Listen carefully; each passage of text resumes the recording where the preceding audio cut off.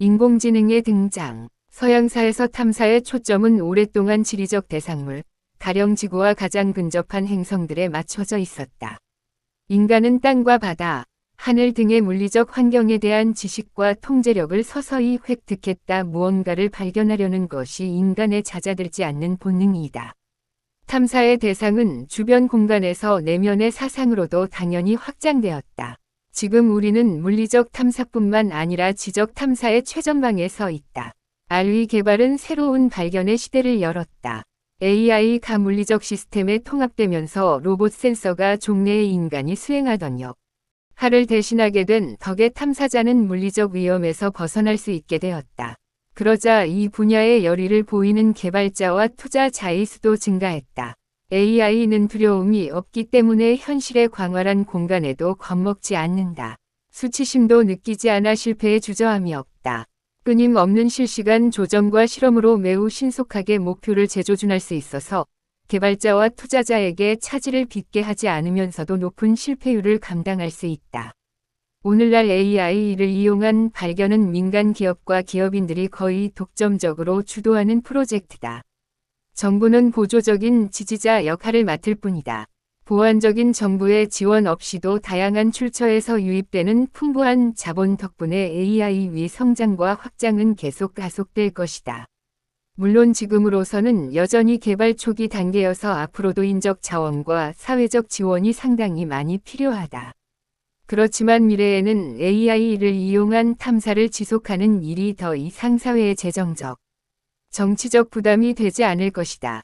예측 불가능한 상황을 피해서 갈 수 있다는 점을 비롯해 이전 시대에 모든 잠재력을 선보이기도 전에 끝난 탐험과 다르기 때문에 AI를 이용한 발견은 열기를 잃지 않고 계속되리라 기대할 수 있다.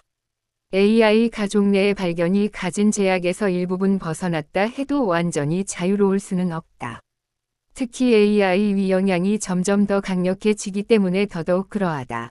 위험에 대한 민주사회의 수용력과 국제적인 전략 경쟁의 불확실한 미래가 앞으로도 AI라는 영역에서 중요하고도 특별한 변수로 남을 것이다. 일종의 AI 경쟁이 촉발될 수도 있다.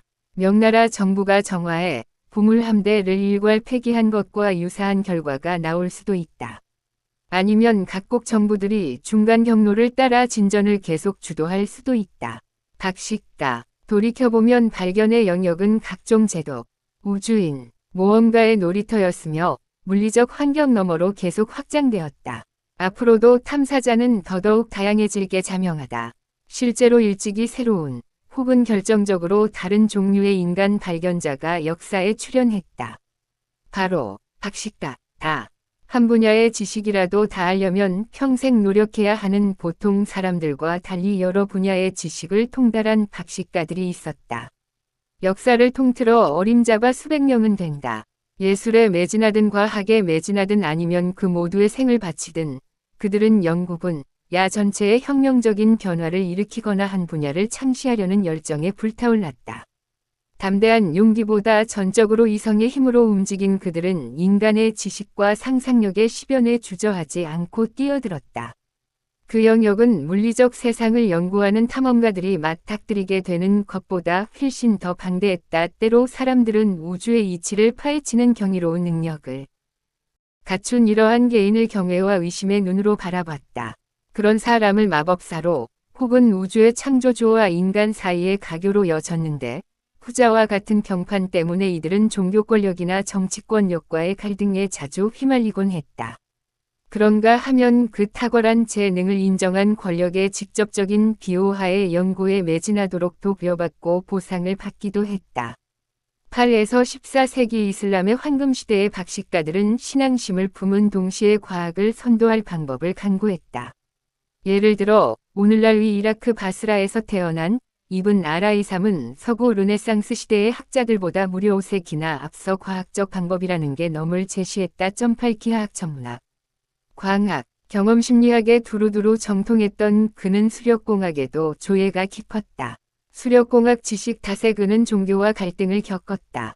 당시 초자연적인 현상으로 여겨졌던 나일강의 범람을 조절할 수 있다는 주장을 펼친 덕에 그는 바그다드를 다스리는 이슬람 정치 지도자인 칼리프의 초대를 받았다.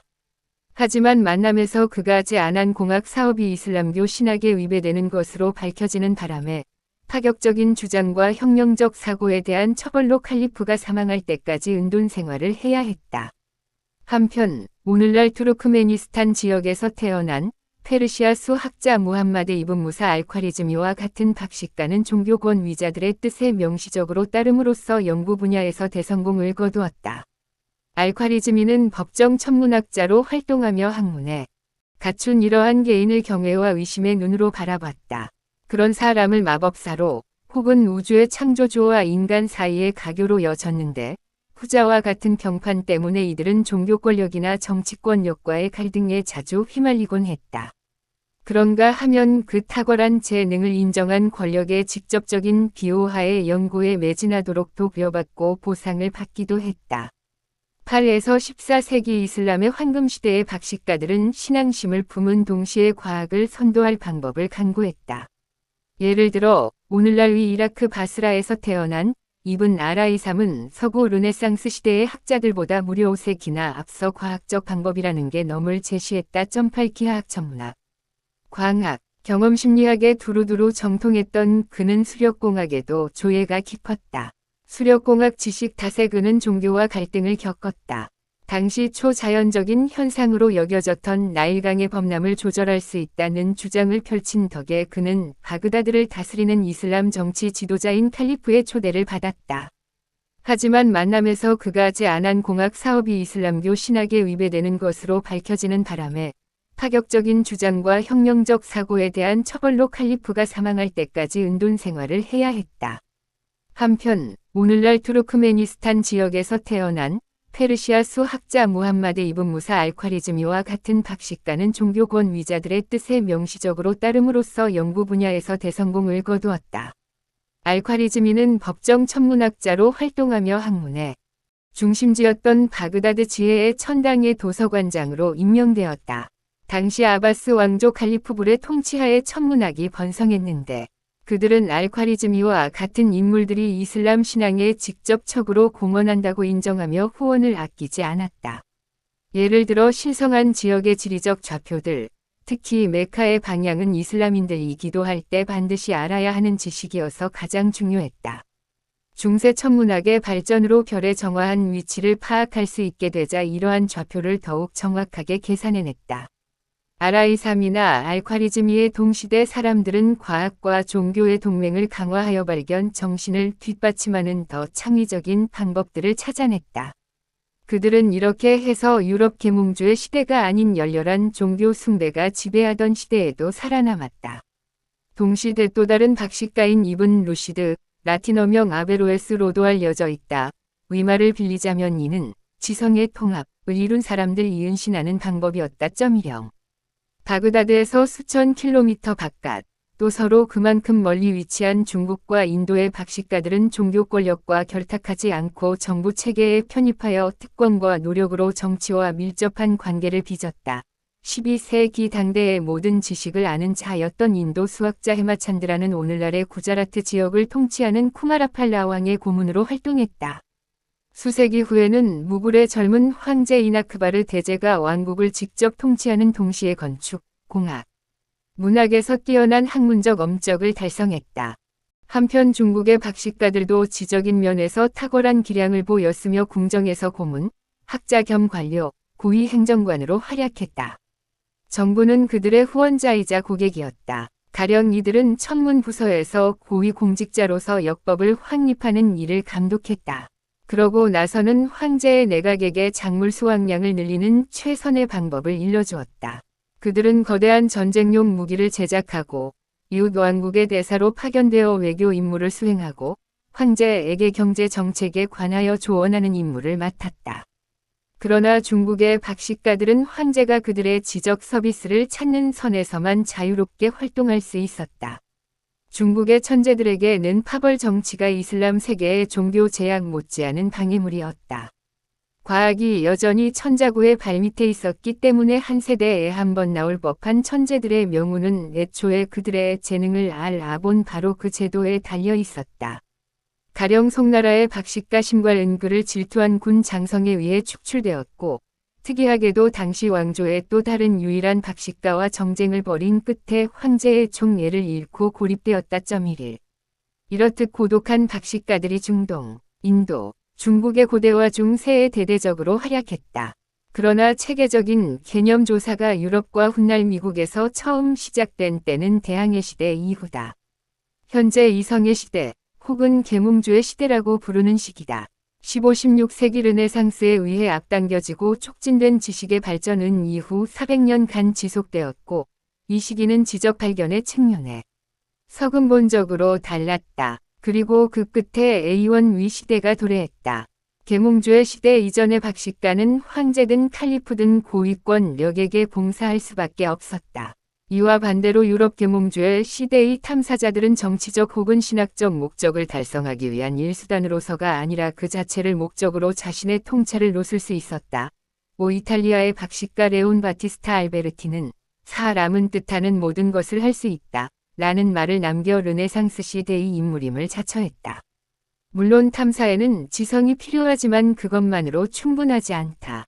위험을 기꺼이 감수하려는 마음가짐 외에도 탐사자에게는 적절한 자원, 환경, 협력자의 지원이 필요하다. 계몽주의 시대의 탐사자들은 세 요소를 모두 확보할 수 있었다. 과학이론을 군사적, 상업적으로 이용하려는 정부와 기업이 유럽과 대서양의 박식가들을 적극 후원하며 파트너가 되어주었다. 그러면서도 동시에 에너지와 기량을 스스로 판단하기에 적절한 곳에 쏟아부을 자유까지 허락했다. 설령 한쪽으로 편입하고 억압하거나 활동에 개입하려는 시도가 있다 해도 문제가 되지 않았다. 당시 유럽은 심하게 분할되어 있어서 한 지역에서 환영받지 못한 사상가는 다른 곳에서 거처를 쉽게 찾을 수 있었다. 그래서 필명 볼테르로 더 유명한 프랑스인 프랑스와 마리 아루에는 프랑스 밖에서 상당한 기간을 지냈다. 러시아인 미하일 로모노소프도 19의 나이에 과학을 연구하겠다고 결심한 후 출생지인 러시아 북부의 제약된 환경에서 벗어나 모스크바로 거처를 옮길 수 있었다. 그는 그곳에서 기초 교육을 받은 후 키예프에서 그 후에는 독일 마르부르크 대학교와 프라이베르크 대학교에서 공부했다. 1. 이러한 환경에서는 물리적, 정신적으로 가까운 사상가들이 새로이 모이고 교류했으며 그렇게 최고의 지성들이 경쟁하고 협력하여 인간의 진보를 촉진하는 두드러진 결과가 나타났다. 종래의 인간 천재는 주로 공간과 시간의 제약에 갇힌 고독한 존재로 여겨졌다. 대체로 혼자 연구하여 가까이에서 뜻을 합치고 공감할 타인이 거의 없었기 때문에 박식가들은 자기 역량이 허락하는 선까지만 발전할 수 있었다. 더욱이 한 공동체 내부 혹은 여러 공동체들 사이에서 다른 선구자들과 교류할 기회가 제한되어 서로 어떤 연구를 하는지 지식이 없는 바람에 노력이 중복되었으며 서로의 결과를 이용해서 발전된 연구를 할 수 없었다. 정확하고 시의적절하며 신뢰할 수 있게 번역된 자료를 손에 넣을 만큼 운이 좋은 발명가들은 하루아침에 탄생하지 않았다. 그들은 점차 동시에 일어난 복잡한 발명과 더불어 여러 세대에 걸친 집단의 노력으로 이름을 남길 수 있었다. 계몽주의 시대에 이르자 박식가들은 여러 학문과 다양한 이해의 영역을 연결하고 종래에 본 적 없는 방식으로 통합해서 하나의 새로운 분야를 탄생시켰다. 페르시아 과학이나 중국 과학은 더는 존재하지 않았다. 그냥 과학만이 존재했다. 다양한 영역의 지식을 통합하는 이 역량 덕분에 여러 분야 위 학문이 이용된 비약적인 발명과 발견이 신속하게 이루어졌고 이러한 노력은 시간이 지나며 집단 지성을 노리는 최고의 시도로 증명되었다. 예컨대 20세기의 제2차 세계대전 중에 이루어진 버네튼 계획으로 우리는 인간 지성이 극단적으로 집약되었을 때 어떤 비약적인 결과를 낳는지 목격했다. 당대 최고 대위 지성들이 모여 수세기에 걸쳐 정립된 이론 물리학을 적용해 서단 5년 만에 파괴적인 무기를 만드는 데에 성공한 것이다. 선조들은 상상조차 할 수 없는 위협이었다. 프린스턴 대학교 고등연구소나 캘리포니아 랜드 연구소와 같은 기관들도 천재들 위한 식처가 되었다. 물론 천재성에서 벗어나지 못하는 일부 박식가는 혼자 연구하는 것을 선호했다. 대표적인 예가 세르비아계 미국인 발명가 니콜라 테슬라다. 혼자서 방해받지 않고 연구할 때 정신이 더 예리하고 명민하다. 생각하기 위해 거대한 연구소는 필요 없다. 독창성은 창의적인 정신을 방해하는 외부의 영향이 없는 고립된 상태에서 꽃피운다. 혼자 있으라. 그것이 발명의 비결이다.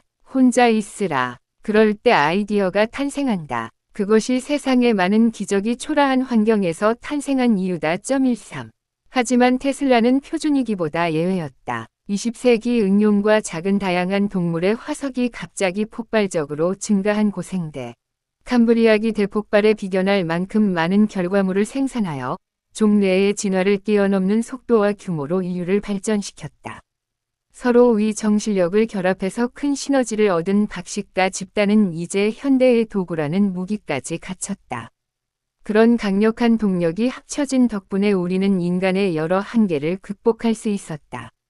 가령 박식가들의 협업으로 탄생한 디지털 통신과 인터넷 검색은 다시 박식가 집단을 확장하고 종래의 인간 능력을 월등히 뛰어넘는 수준으로 지식을 결합하는 데 기여했다. 그렇다 해도 분명 한계가 있었다.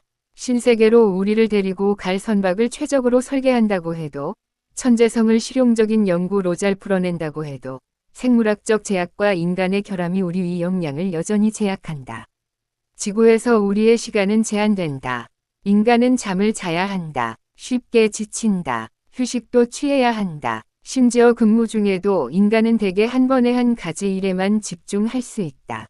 19세기 말과 20세기 초반의 박식가이자 테슬라의 라이벌이었던 토머스 에디슨이 실용적인 백열전구 하나를 만들기 위해 3년에 걸쳐 실험을 수천 번 했다는 점을 고려해보라. 물론 에디슨은 알렉산더 그레이엄 벨의 발명품인 전화기의 성능 개선을 돕느라 정신을 빼앗기긴 했다.